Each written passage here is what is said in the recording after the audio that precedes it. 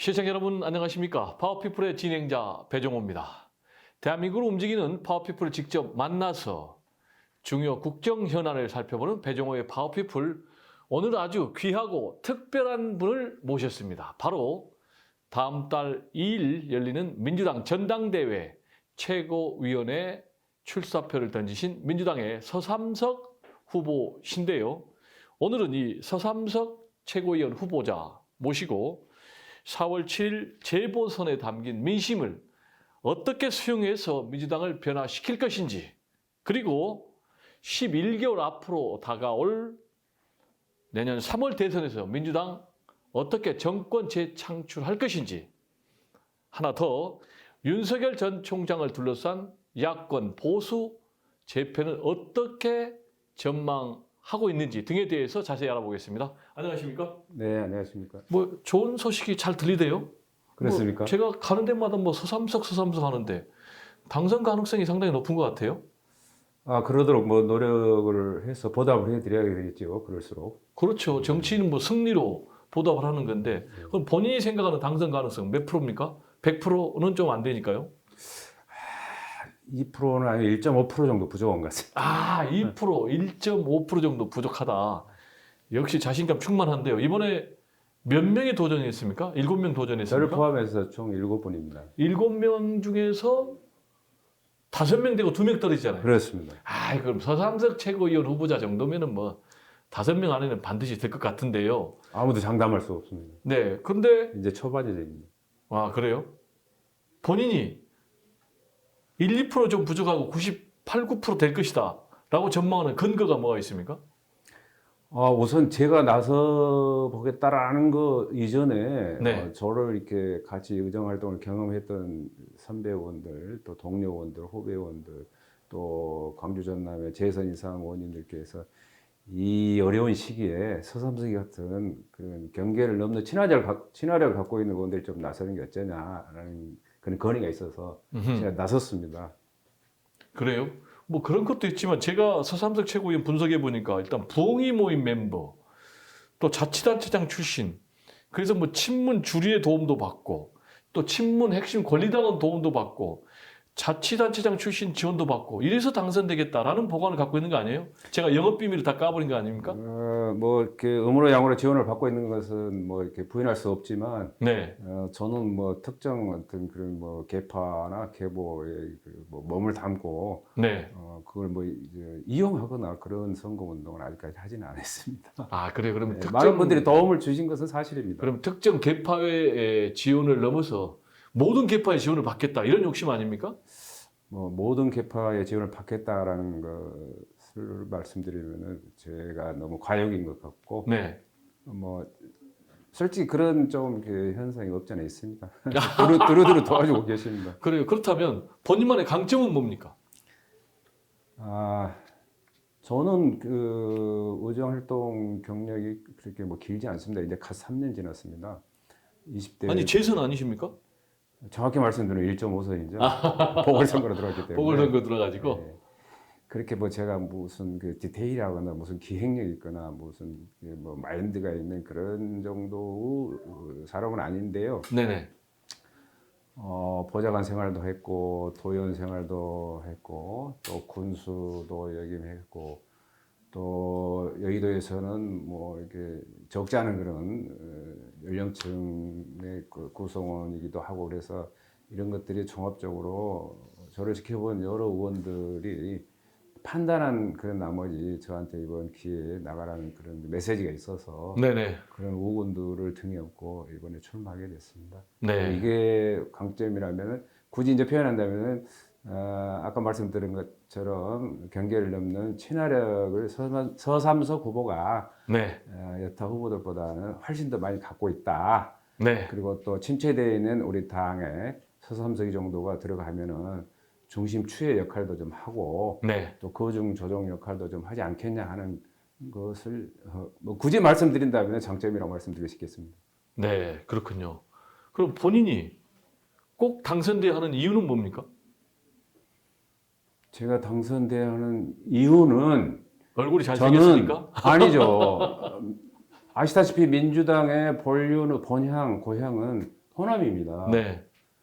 그래서 제가 이번에 출마하게 된 그런 배경 요인 중에 하나이기도 하지만 광주 전남북 나아가서 제주도까지 지역 의원님들의 의견을 다 여쭙고 네네. 또 제가 출마를 해보겠습니다라는 것에 대해서 이렇게 동의를 다 구했습니다. 네. 그래서 뭐 나름대로는 뭐 이렇게 호남 대표라고 자처하기는 좀 민망스럽지만 네. 대표보다 한 단계 낮은 대신 정도는 된다. 네. 그래서 호남이 결정하면 민주당 방향이 설정이 되고 호남이 결정하면 수도권에 있는 민심도 같이 연결이 되니까 이런 입장에서 보면 호남을 대표하든 대신하든 서삼석이가 당선된다는 것은 민주당이 제대로 나아갈 그런 방향을 설정하고 있다라는 그런 증표가 되기 때문에 네. 저 같은 사람이 되는 것에 대해서도 약간 상징성이 있다고 봅니다. 네. 호남이라는 상징성이 있다라고 얘기를 하셨는데 4월 7일 재보선에서 역대급 참패를 했거든요. 이런 결과는 호남의 민심에 어떤 영향을 미쳐서 이게 우리 서삼석 최고위원 후보자에게 도움이 되는 거예요? 마이너스가 되는 거예요? 패배로부터는 누구도 자유로울 수가 없습니다. 네. 저도 뭐 이렇게 비껴서고 싶은 생각은 없습니다. 겸허히 받아들이고 또 앞으로 그 패인에 대한 그런 분석은 어느 정도 이루어졌으니까 국민들한테 당원들한테 더 겸손하게 다가서고 더 성철한 자세를 보이고 또 계획 입법이 됐든 민생 입법이 됐든 국민이 원하고 당원이 원한다라면은 일이라는 것은 때가 있고 타이밍이 있기 때문에 속도를 좀 더 내야 되지 않냐라는 것으로 그런 신뢰를 구축하면 전통적인 지지층 또 우리 당의 우호적이었던 그런 지지층들이 저는 다시 돌아온다. 다시 돌아온다? 저는 분명히 그렇게 확신하고 있습니다. 네. 서삼석 최고위원 후보자께서는 보니까 민주당 출신의 대통령, 김대중 대통령, 노무현 전 대통령, 그리고 현 문재인 대통령 세 분하고 다 인연이 있다면서요? 아전 인수가 될지는 모르겠는데요. 제가 13대 때 보좌관으로 이렇게 국회에 들어왔습니다. 지역 의원님을 모셨는데요. 그때 그 평민당 시절에 김대중 대통령을 지근거리에서 배워왔고 또 그분의 철학, 행동하는 양심을 그때만 해도 더 젊은 나이였기 때문에 뭐 생활 신조처럼 가슴에 새기고 살아왔었다는 그런 뭐 인연. 그리고 제가 김대중 대통령의 그 고향이신 하이도를 제가 지역구로 두고 있는 의원이기도 하고 또 노무현 대통령은 저는 뭐 그분 가까이서 뭐 모시거나 뭐 그런 역할을 해본 것은 없지만 그 변화하고자 하는 그런 그 철학 뭔가 좀 이렇게 바꾸고자 하는 그런 그 열정 그래서 국가를 좀 개혁하고자 하는 그런 신념에 대해서 저는 높이 평가를 하고 했었고 또 그분 철학을 지금도 저 나름대로 좀 계승하고자 하는 그런 생각을 갖고 있습니다. 네. 그리고 또 그분은 제가 군수 재임 시절에 우리 모안을 2번이나 다녀가셨습니다. 아, 그렇군요. 그런 일이 있고 문재인 대통령은 제가 어려울 때마다 이렇게 직접 그 편지를 써서 그 지역에 대한 그 어려움을 좀 하소연도 하고 호소도 했는데 그때마다 이렇게 마다하지 않으시고 그걸 다 받아주셨어요. 네. 그래서 아주 특별한 인연이 있으시군요. 지역의 큰 SOC 사업 같은 경우도 대통령의 배려로 네. 이룰 수 있었다라는 그런 인연들이 있습니다. 아, 그렇군요. 그리고 서삼석 의원께서는 이 코로나19 국면 가운데 상당한 역할을 한 것으로 알고 있어요. 구체적으로는 코로나19 관련해서 재난지원금 4차까지 지급이 됐지 않습니까? 이 재난지원금 지급에서 상당히 중요한 역할을 하셨다는데 구체적으로 어떤 역할을 하셨습니까? 230만 농수축 산림민들이 정부 그 재난지원금으로부터 사실 서해를 받아왔었습니다. 어찌 보면은 이상기온 현상으로 수확량 감소까지 설상가상으로 이중 피해를 보고 있었는데 여러 가지 어떤 그런 이유를 들어서 재정당국은 난색으로 네. 3번 동안 번번이 제외되어 왔었습니다.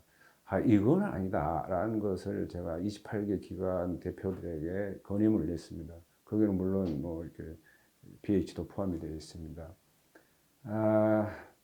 그런 과정에서 우리 당의 지도부 일원으로 계신 분들께서 좀 관심을 가져주셔가지고 그게 동기부여가 돼서 4차 재난지원금에 많지는 않지만 네. 중소민들에게 뭐 약 한 30만 원 이상씩 지원할 수 있는 그런 계기를 마련했다. 네. 이거는 이제 시작입니다. 앞으로 중소상공인들도 이렇게 어렵고 각 분야의 모든 그런 종사자들이 어려움을 많이 겪고 있지만 우리 농업인들도 축산인들도 산림인들도 그분들 못지않게 어려움에 처해 있으니까 이분들과 함께 끝까지 저는 가겠다라는 그런 피력을 했었습니다. 어려운 과정에서 재정당국에서 좀 이렇게 포용을 좀 해준 점에 대해서는 이 자리에서 고맙고 감사하다는 말씀드리고 여야 의원들 공이 이게 협력을 해서 이런 일들이 이루어졌습니다. 특히 우리 당 지도부가 많은 관심을 가져줬습니다. 감사를 드리고 이걸 계기로 우리 농수축 산림인들을 바라보는 정치권, 정부 그 인식의 정도가 좀 변화되는 계기가 됐다는 것에 대해서 저는 더 의미를 두고 싶습니다. 네, 그렇군요. 이번엔 좀 민주당 얘기 좀 해볼까요? 아까 잠깐 언급을 하셨습니다만은 지금 민주당 또는 여권의 위기다라는 이제 진단이 일반적인 그런 평가인데요. 이런 위기의 원인은 뭐라고 생각하십니까? 당은 선거로 국민들의 심판을 받고 있고 또 받아왔고 앞으로 또 받아갈 것입니다. 당이 집권 여당으로서 지금까지 추진해왔던 그런 일련의 정책들이 심판을 받은 것과 마찬가지죠. 일례로 뭐 특정 그 사안들, 예를 들면 뭐 부동산 뭐 정책 문제랄지 이런 것들은 상당한 횟수에 대해서 정부 입장을 발표했음에도 불구하고 시장을 안정화시키지 못했다거나 또 이해 당사자들이 체감할 만한 정도의 정책이 아닌 부분에 대해서는 짧은 소개인지 모르지만 그 오류를 빨리 인식하고 회귀를 하는 그런 전략을 구사했더라면 이 정도까지는 오지 않았을 것이다 하는 그런 생각을 갖고 있습니다. 네, 그렇군요. 다시는 그런 것들이 되풀이되지 않는, 다시 말씀드리면 정부가 아무리 급해도 대국민 상대로 하는 그런 정책들이라면 또 국민들의 재산과 직결되는 그런 정책들이라면 좀 숙성을 시켜서 내놔야 되지 않나 하는 그런 아쉬움도 솔직히 있었습니다. 네.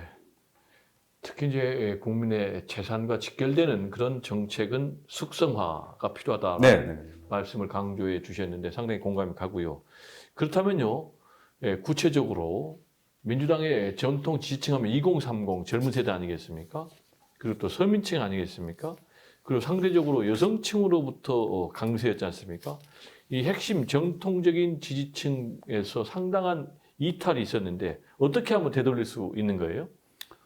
방금 말씀드렸던 것처럼 정책 위반자들이나 시행자들이 저지른 오류를 인정하려고 하는 것들이 좀 이렇게 보이지 않았어요.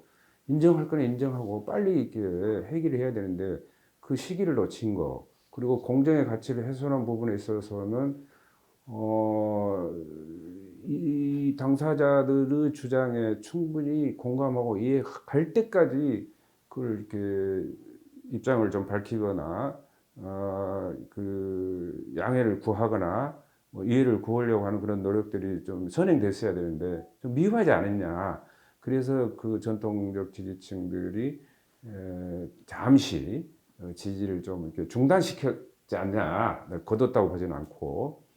그래서 다시 말씀드리지만 잘못을 인정하고 국민들이 체감하는 정책으로 회귀한다면 저는 2030 세대들이나 여성들이나 40대 층에 있는 그런 전통적 지지층들이 보도에 의해서 저도 확인했는데 상대 당이 뭐 잘해서 이렇게 표를 준 게 아니고 우리 당이 뭔가 조금 이렇게 각성하라고 반성하라고 그런 의미에서 표를 안 줬다라고 했기 때문에 원칙을 중시하고 공정의 가치를 훼손하지 않는 또 정책의 오류를 인정하고 회귀한다면 반드시 저는 지지층이 돌아온다고 생각합니다. 네, 그렇군요. 이제 정책의 수정을 얘기를 해 주셨는데 어쨌든 간에 새롭게 돌아선 민심들을 다시 돌리기 위해서는 변화된 모습, 쇄신의 모습을 좀 보여줘야 될 텐데 최근에 이루어지고 있는 민주당의 모습은 좀 쇄신과는 좀 상당히 부족하다라는 그런 평가가 많거든요. 앞으로 대선에서 승리하기 위해서는 전면적인 쇄신해야 되는데 쇄신하기 위해서는 인적 쇄신도 있어야 되겠고 말씀하신 정책적인 쇄신도 있어야 되는데 이 쇄신의 방향 구체적으로 어떻게 돼야 되는 거예요? 어, 저희 당이 그동안 줄곧 개혁을 이렇게 주창해 온 것, 원칙론적인 방향은 저는 그렇게 뭐 틀리지 않았다라고 생각합니다. 그러나 상대적으로 세계 경기의 하반과 맞물리고 거기에 또 설상가상으로 코로나19까지 감염병의 위기가 지속되는 그런 과정에서 대다수 어떤 그런 서민층, 일반 기층 민중들은 먹고 사는 문제에 대해서도 관심이 많았습니다. 네, 그리고 또 정치의 본질이 국민들을 이렇게 먹고 사는데 편하게 해주는 것이라고 저는 생각하는데 일부 주장대로 너무 개혁에만 매몰한 거 아니냐라는 그런 주장들 저도 일부는 제가 동의합니다. 그렇다고 해서 개혁을 안 할 수는 없지만 네, 개혁과 민생을 돌보는 데 있어서 기울어지지 않은 운동장을 만들었으면 하는 그런 아쉬움이 있는데 저는 이 후에라도 그렇게 가야 된다. 또 민생을 좀 잘 좀 챙겨야 된다라는 그런 생각을 갖고 있습니다.